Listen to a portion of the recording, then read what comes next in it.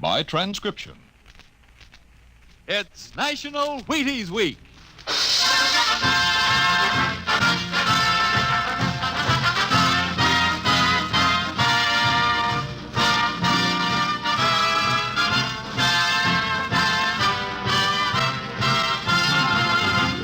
Yes, it's National Wheaties Week, and Wheaties present Dimension X. On stage tonight, Dimension X, another in the Wheaties big parade of exciting half-hour presentations. It's National Wheaties Week, the week to buy Wheaties and eat Wheaties and enjoy them as never before. The time to really find out what difference a good breakfast with Wheaties can make.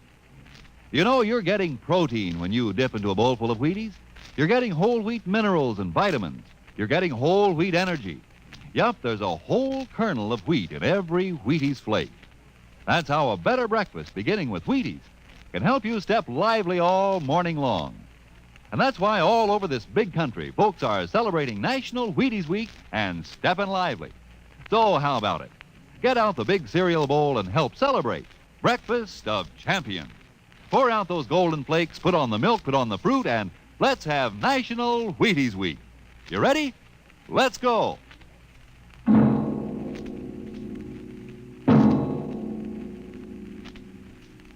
Tonight, Dimension X presents The Martian Chronicles, a dramatization of the new novel by one of our most brilliant young science fiction writers, Ray Bradbury.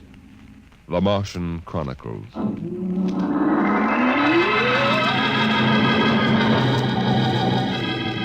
January in the year 1999. 1 minute it was Ohio winter with doors closed, the panes blind with frost, icicles fringing every roof, children skiing on snowy slopes. And then a long wave of warmth crossed the small town, a flooding sea of hot air.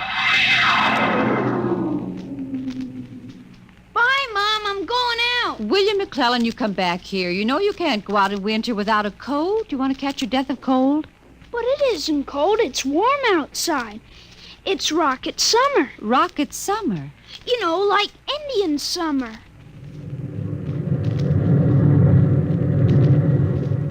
The rocket lay on the launching field, blowing out pink clouds of fire and heat, cracking the icicles, melting the snow, making summer with every breath of its mighty exhausts. It seared the faces of the watching crowd and drove them back. And then they saw the red fire and heard the big sound as the silver rocket shot up toward Mars and left them behind on an ordinary Monday morning on the ordinary planet Earth.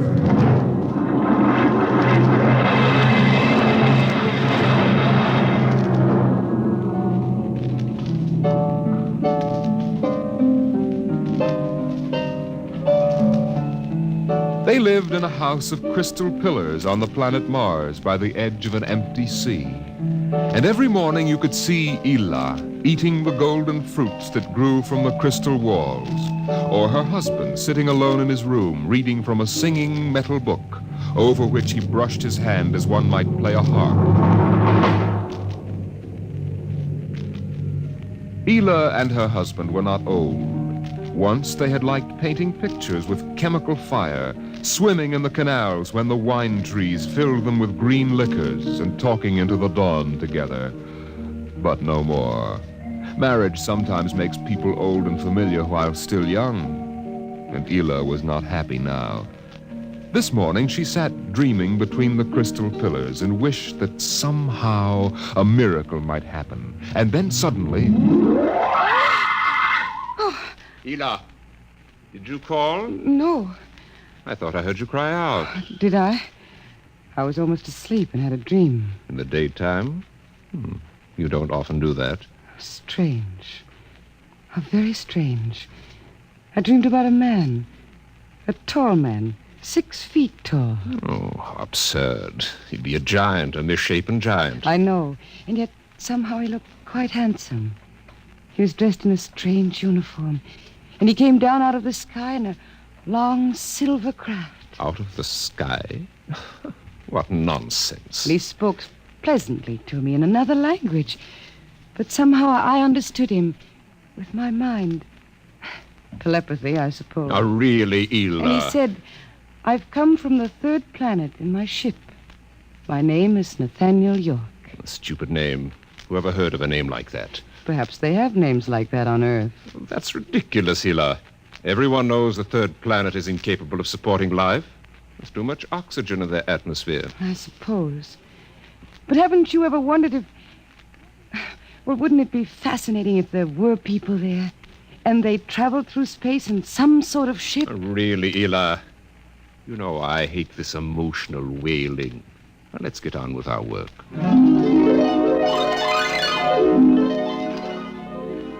Evening came. The twin white moons of Mars were rising, and the house closed itself in like a giant flower. A wind blew among the pillars, stirring Eela's russet hair, crooning softly in her ear. And it was then that she began singing the song. Drink to me only thine eyes, and I will pledge with mine. Eela, what's that song? I don't know. What do you mean you don't know? I've never heard it before. Did you compose it? No. Yes. No, I don't know, really. I don't even know what the words are. They're in another language. It was part of the dream I had, I guess. Oh. You know, you haven't been yourself lately. It might do you good if we went away to the Blue Mountains for a week or so. What? Did you hear what I said? I'm sorry. I was watching the sky. You're certainly interested in the sky tonight. It's very beautiful. Well, what about my suggestion? Shall we leave for the Blue Mountains in the morning? You mean go away now? Oh, no. No? Why not? Why don't you want to go? I don't know. I just don't want to, that's all. Or leave a kiss in the cup, and I'll not ask for... Eela, I'm sick of that silly song. It's late. Let us sleep.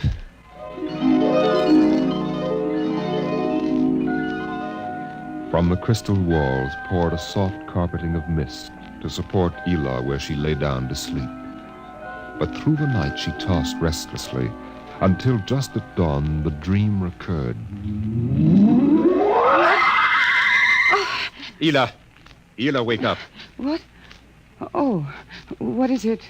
You've been dreaming again. You talked in your sleep. Did I? Yes. What were you dreaming? The ship. It came from the sky again. And the tall man stepped out and talked with me, telling me little jokes and laughing. What else happened? And then this Captain York... Oh, I can't. It's all so silly. Tell me! He said I was beautiful. And then he kissed me. I thought so. What else? Why, Eel, you're so bad-tempered. It's only a dream. Is it? You know I can read your mind. You can't keep secrets from me.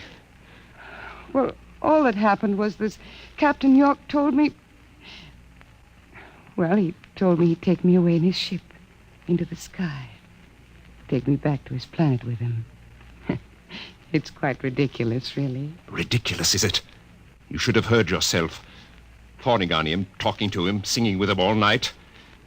In your dream, he landed in Green Valley, didn't he? Please. And he told you he was coming today. Yes. But what's come over you? It was only a dream. You can't be jealous of that. No, I suppose not. Forgive me. I'm being childish. Eel, you're sick. You've been working too hard. No, I'm all right. But perhaps you're right. Maybe I could use a little relaxation. Yes. I think I'll take the morning off and go hunting. Hunting? Yes, in Green Valley.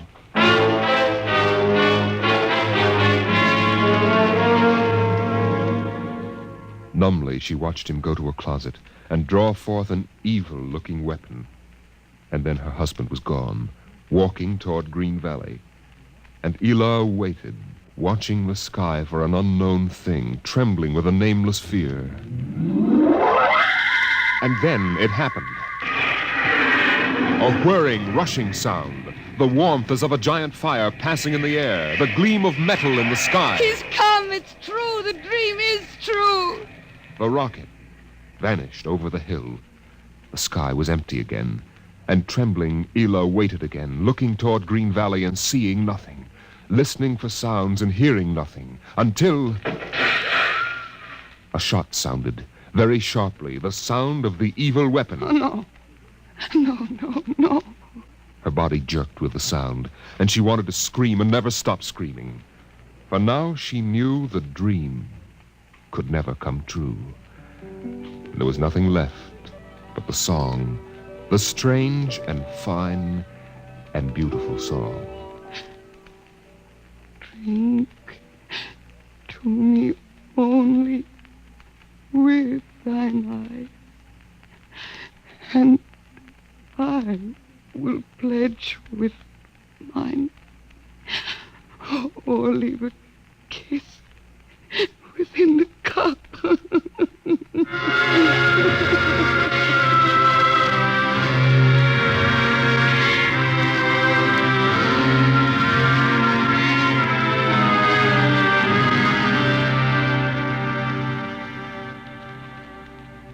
But still the rockets came.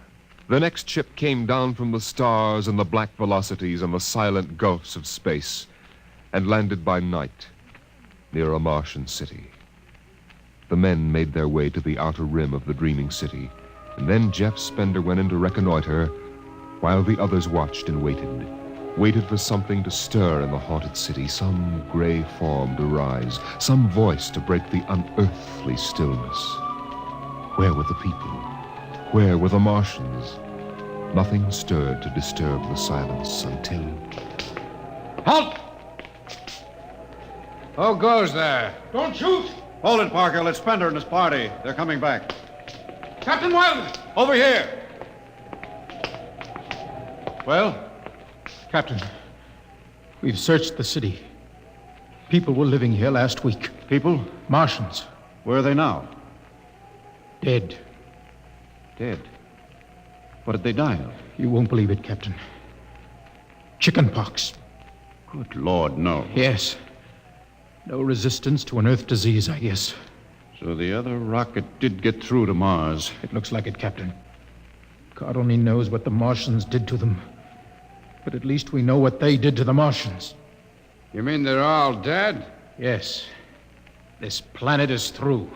Hey, you hear that, guys? We're safe. Break out a bottle, Cookie. Let's have a drink to celebrate. Stop it, Parkhill. Put down that bottle. What's eating you, Spender? The planet's ours now. We got to christen it, don't we? I christen thee the city of... I christen... Hey, Parkhill City. Parkhill, I warned you. All right, Spender, that's enough. That'll cost you a $50 fine. Cookie, McClure, take care of Parkhill. Spender, you come with me.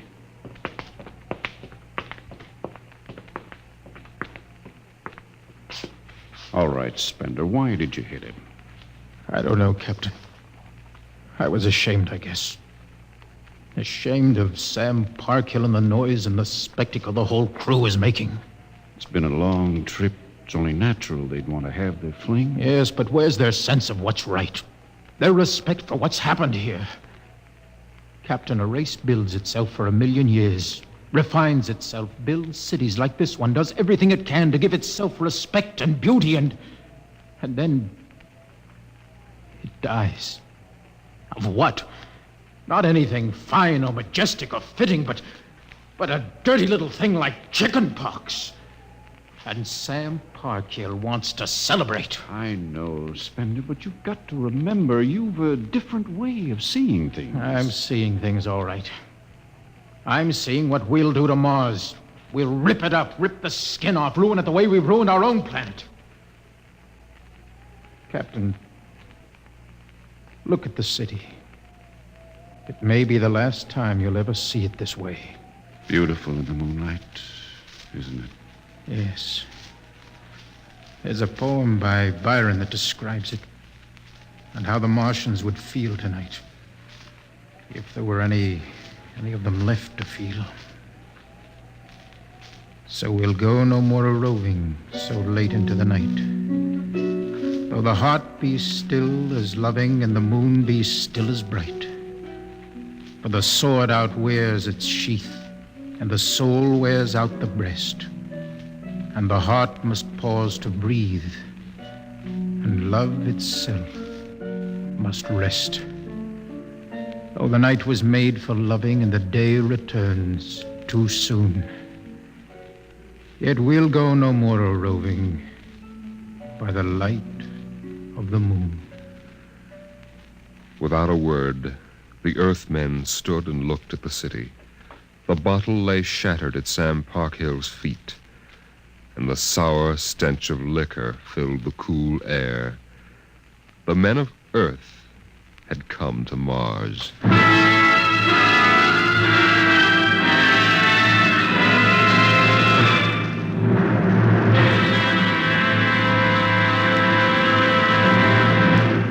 Dimension X will continue in just a moment. It's National Wheaties Week. Yes, the week when everybody tries Wheaties, even an orchestra leader. And here he comes from behind the scenes in radio to help celebrate National Wheaties Week, Mr. Von Dexter. Thank you, Frank. Hello, folks. I understand this is National Wheaties Week. I kind of get a kick out of that. The only breakfast food in the world with a week of its own. And I'm here for just one thing, to ask you to try Wheaties during National Wheaties Week. There are a lot of us whose voices you've never heard on the Wheaties big parade of radio programs, you know. Backstage people. Like musicians. Right, Frank, like musicians. We get great pleasure from knowing you like these programs well enough to buy a box of Wheaties tomorrow. Wheaties are good. They're nice to eat. I like them. I think you will. Try them once during National Wheaties Week. Will you do that? Von, I think the folks will. Good. Thank you. Good night.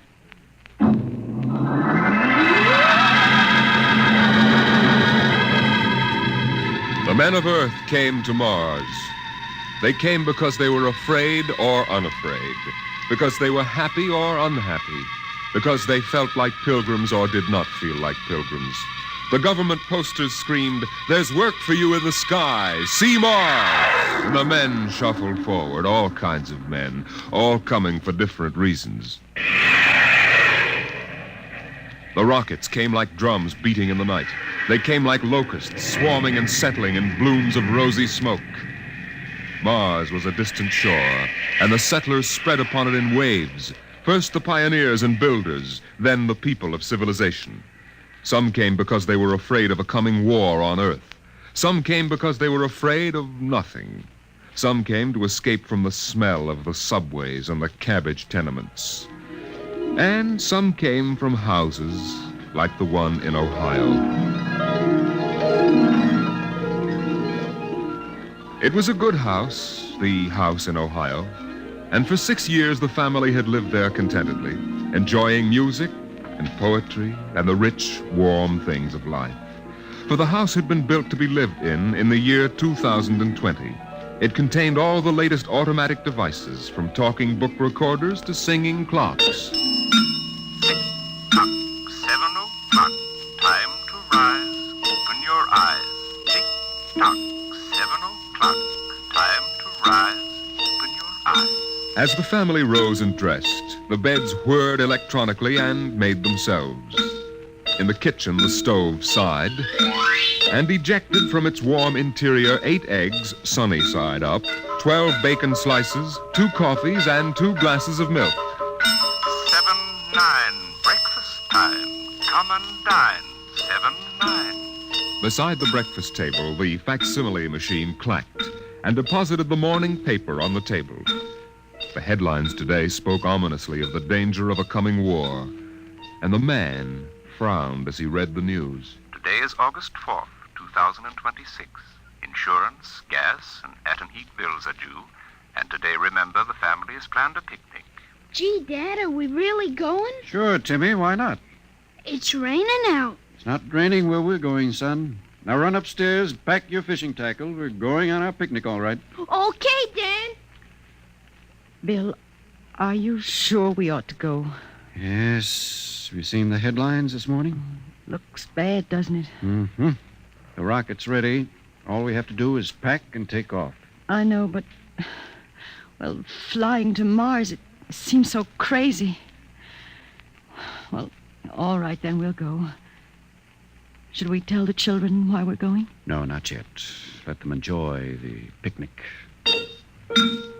The house went on with its appointed tasks. 9:15, time to clean.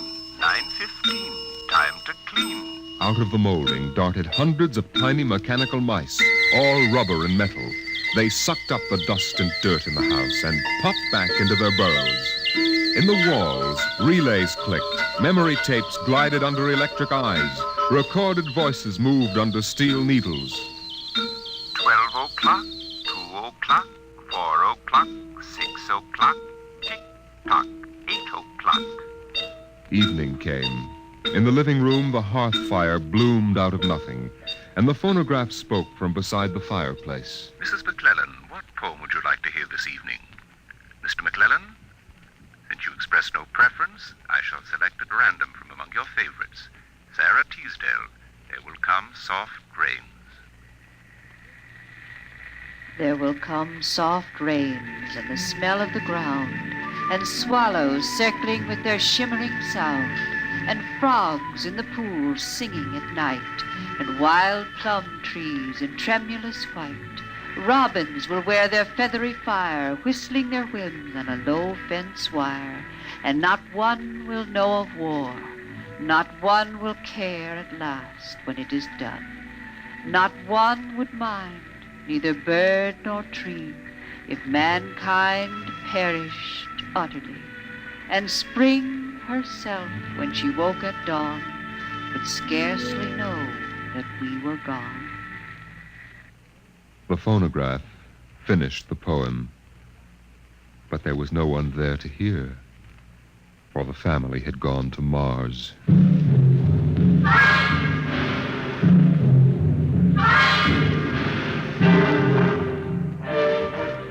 On the Martian desert beside the highway, there rose a blare of red and yellow neon lights that spelled the death of Jeff Spender's dream. Sam's hot dog stand is what the sign read, and Sam, of course, was the same Sam Parkhill who had fought with Spender years before. 10,000 rockets were reported leaving soon for Mars, with 100,000 hungry customers, and Sam wanted to be ready for them. Hey, look up there, Elmer. Hmm? See that green star up there? That's Earth. Good old wonderful Earth. Makes you feel almost reverent, don't it? Yeah. Send me you're hungry and you're starved. Something. That's a poem I learned in school. Come on, Earth, send me your rockets. Here's Sam Parkhill with the only hot dog stand on Mars. Sam, what if the rockets don't come? What if there's a war on Earth? Don't worry, they're coming all right. Ain't nothing gonna happen to spoil my plans, baby. I figured it all out. Sam! Hey, Sam, look up there! Earth! Oh, what? Oh, no. It's catching fire. It's burning. No, that can't be Earth. Elmer, they can't do this to me. I got all our money invested in this place. Go ahead, Sam. Switch on more lights. Turn up the music. Get the hot dogs on the fire. There'll be another batch of customers coming along in about 100 million years.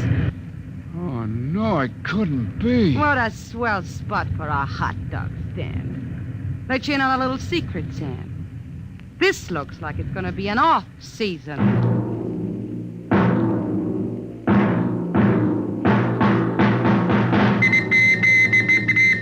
The light beam radio crackled with the news.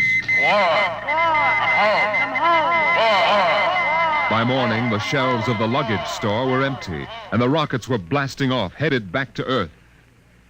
In a few days, everyone was gone, and the planet of Mars once more lay deserted and silent.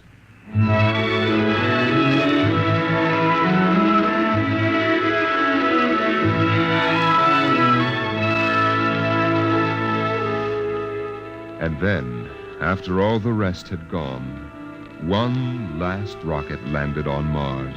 A small, family-sized rocket come all the way from Earth. It seemed a long way to go for a picnic, but Dad had suggested a fishing trip, and Mother thought the whole family would enjoy a vacation. So here they were, floating down a Martian canal, with Timothy sitting in the back of the boat with Dad and Mother up front holding Alice the baby, and the deserted Martian towns drifting slowly by. Dad, What is it, Timmy? when do we see the Martians? You promised we would. Soon, Tim, soon. Oh, but William, the last Martians died out years ago. They're a dead race now. Not quite. Don't worry, son. I'll show you some real live Martians later on. Gee, this is swell. I wish we didn't ever have to go home. How long can we stay? 1,000,000 years. 1,000,000 years? Yes. It's time we told you, son. We're not going home. This is where we'll live from now on. But what about the rocket? What about Ohio? There's nothing there now but ruins. The last Earth radio just went off the air. That means the war is over and Earth is finished. We're going to blow up our rocket and start all over. See if we can't build a better world up here. You mean Mars is gonna be our home? Yes. I hope you don't mind too much. No, sir. But what about the Martians? When do we get to see them? There they are, son. Look down at the water. I don't see anything there. Beside the boat. Look at the reflections in the water. But that's us down there. Just you and me and Mom and the baby. Yes, son. You see, we're the Martians now. For a long, silent moment, Timmy stared down at the reflections of the family in the waters, and the Martian stared back up at him. Then he lifted his eyes to the deep ocean sky, trying once more to see Earth and the house he had always called home. But Earth was too far away, and the house was now only a heap of radioactive rubble. Only one wall remained standing, and within the wall a voice spoke again and again and again. Not one would mind, neither bird nor tree, if mankind perished utterly, and spring herself, when she woke at dawn, would scarcely know that we were gone, that we were gone, that we were gone, that we were gone, that we were gone, Today is that we were October 5th, gone. 2026. Today is October 5th, 2026.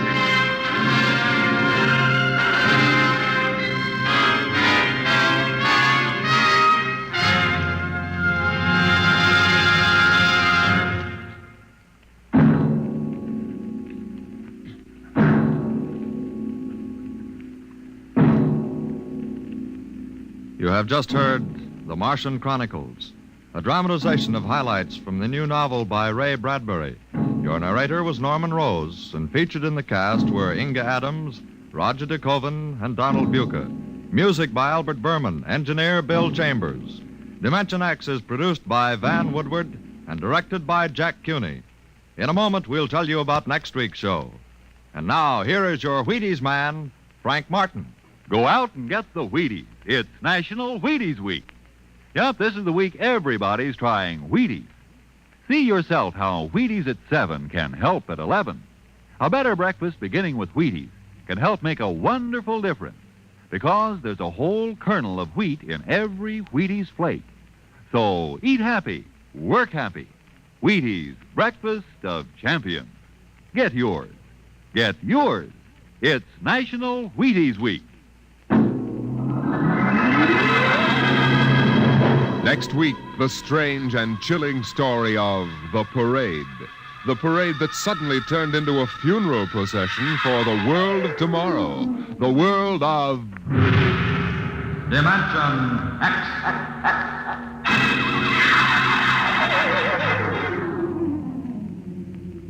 And this is the Wheaties man, Frank Martin, inviting you to listen on Saturday, that's tomorrow night, to Joel McRae in Tales of the Texas Rangers on the Wheaties Big Parade. See you then. Remember, it's National Wheaties Week.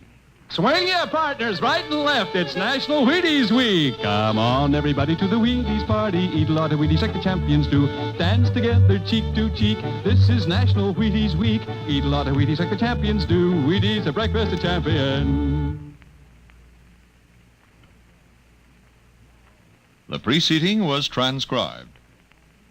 Coming up is Jack Late. Listen for Bill Bendix, October 6th on NBC.